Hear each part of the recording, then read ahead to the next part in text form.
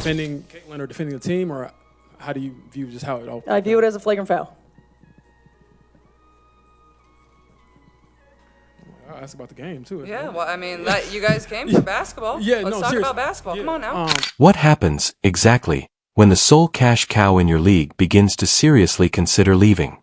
That's what's happening in the WNBA right now.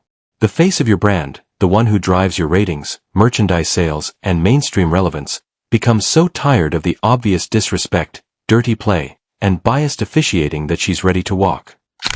I'm almost convinced that the WNBA, along with their microscopic fan base, I'm almost convinced that they don't want to see the WNBA grow. I'm almost convinced that it bothers them that Caitlin Clark has elevated this. Because Caitlin Clark, the game-changing golden goose, the WNBA should be going above and beyond to protect Caitlin Clark, who is without a doubt the biggest thing to ever happen to this league.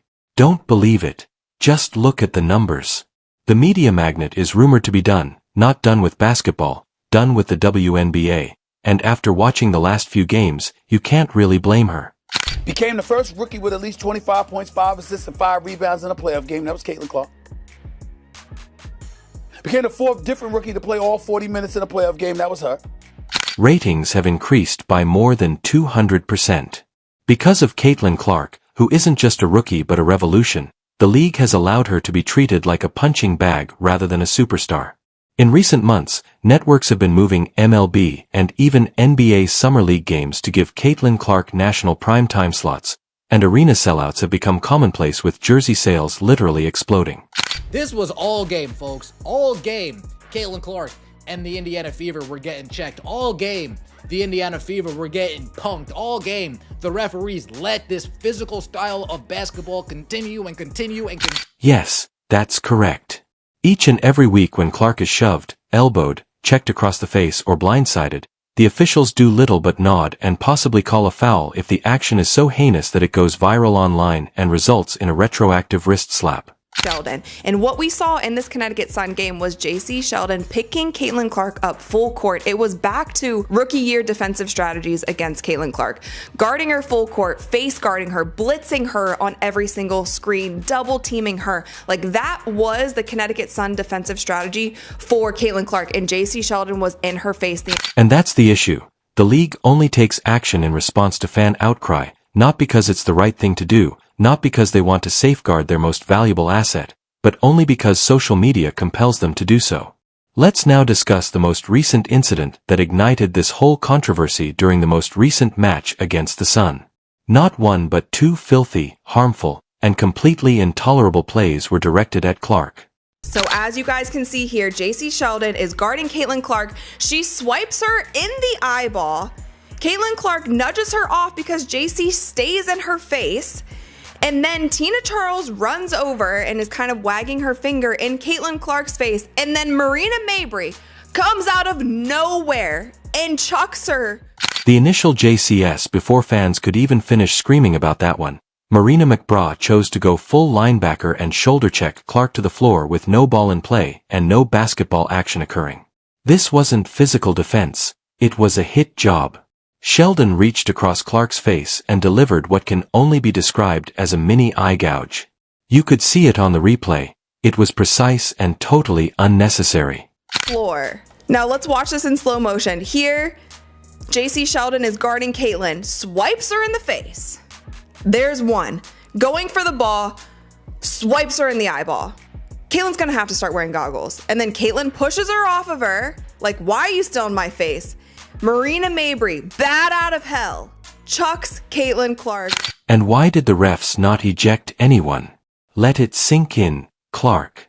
Your league's biggest star is struck in the eye and then decked in the chest during a single game, and the players involved continue to play as if nothing occurred. Not a single flagrant foul was called, no referee intervened, just complete mayhem. You got one player, one valuable asset. You have one star that you should be protecting at all costs. And how does the WNBA treat her?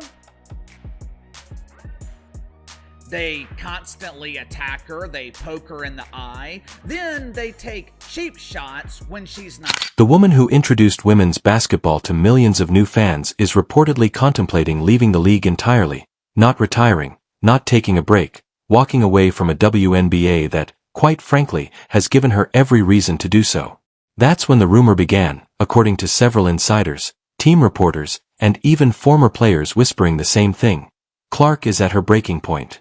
Of course, the referees are going to review the play because that's a lot of contact going on right there. That's a lot of unnecessary contact. That's a lot of non-basketball contact happening during this play, right? So the 3 referees that I like to say, they got them straight out of Sephora because I don't think these referees have ever refereed a professional basketball game. Let's not mince words, but if Clark does leave, it's over. The WNBA without Caitlin Clark is a different product, one that most casual fans won't watch because the harsh reality is that after decades of pleading for mainstream attention, the league finally got it with Clark, and now they're discarding it because they can't even enforce their own rules. Clark should 100% skip this and send a message to the commissioner.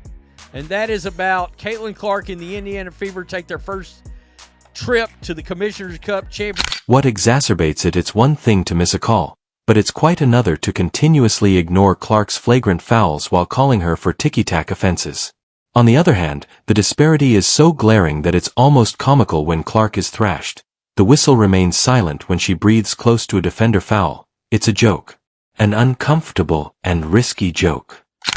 The jealous rage was bad enough, but to make matters worse, and this is what most Caitlin Clark fans are pissed off about. Notice I did not say WNBA fans. They don't exist. But the reason most Caitlin Clark fans are pissed off is because the WNBA seems to be steadfast in their refusal not to do a damn thing about it. And let's be clear, Clark has never requested preferential treatment. She isn't complaining about every call. All she has ever asked for is equal treatment and protection from repeated targeted fouls.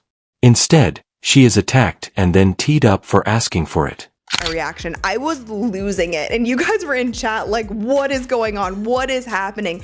How was that the call? After 15 minutes of deliberating, that's what you call? 3 texts and a flagrant 1? That's it? That's it. That is what they called.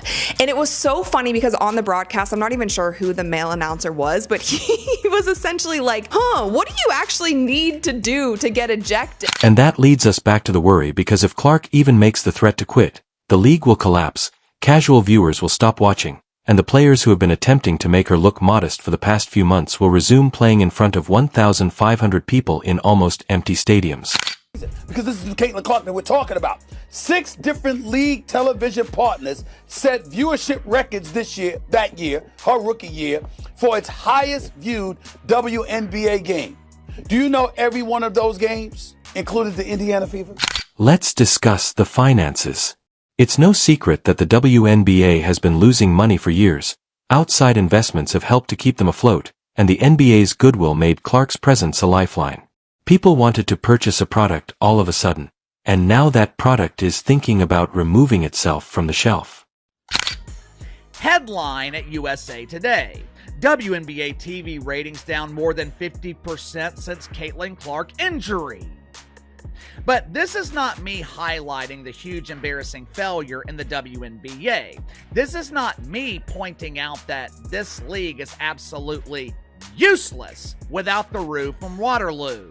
This is USA Today, the home of the Star Trek virgin Mike Freed. Because Clark has already made her mark and flipped pro sports on its head, why would she stay and keep giving up her body night after night when the league won't protect her? She doesn't need the WNBA, but the league needs her like an air pandemic.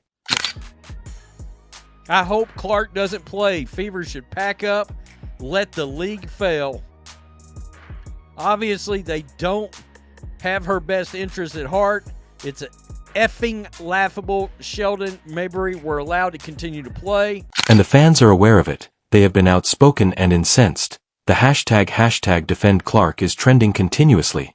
Supporters are posting videos of every hit she takes, every time she is fouled, every time the whistle doesn't blow, and now they are directing their ire towards the league.